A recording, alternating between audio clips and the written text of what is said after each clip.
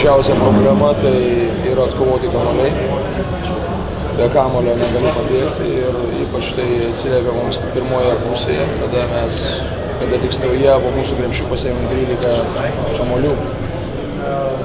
Ir lyg tai mes gerai apsiginam, tai reikia pabaigti darbą, pasiimti kamuolį ir bėgti priekį ir mes tą šansą prarandame. Negana to dar jie įmeta atkovoja kamuolį. Kitas momentas, klaidų per daug.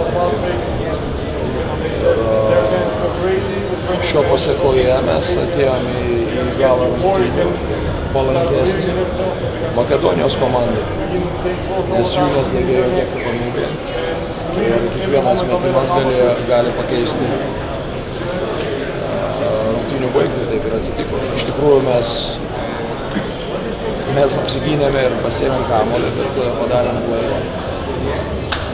Leidom 30. Mes turėjom progą ir išmetė, manau, kad Simas pakankamai gerą metimą, bet tiesiog nepataikė. Gale, žinote, jie prieš tai Rusijai pralošė rungtynes. Tokias dabar sėkmė atsisuko jiems.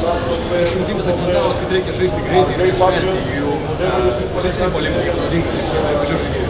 Bet buvo šiandien visai kitaip žaidė. Tai aš jums sakiau, kad dėl to, kad kamuolių nepasiekė. Kaip gali bėgti greitai, jeigu kamuolį nepasiekė? Tai jų 3 centrai, mūsų centrai kamuoliniai. Tai ne tik tai centrai. Ne tik centrai. Aiškiai, Madžinskis daugiausiai kamuolių pasiėmė. Kova dėl kamuolio yra visų 5 reitingų. Šarūnas Jasikevičius nesijaučia, kad nėra tinkamas koncentracijos. O ar jūs stebėjote, kodėl nepavyko įteikti komandos? Nežinau, man atrodo, kad kitaip.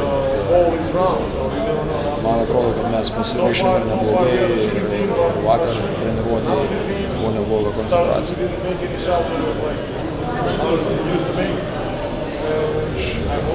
Manau, kad atsipalaidavimo ir tokio tikėjimo, kad bus lengvos rungtynės, tai nebuvo. Aš šitą pabrėžinėjau ir kalbėjau. Dabar galima prisigalvoti visko, ką nori. Čia va, aš stoviu, galite dabar kalbėti. Prieš jums. Tai ta Makedonų komanda primena Lietuvą savotiškai tokia, kad neįvertinta, nepernai. Ar nepanašu? Ne, nemanau.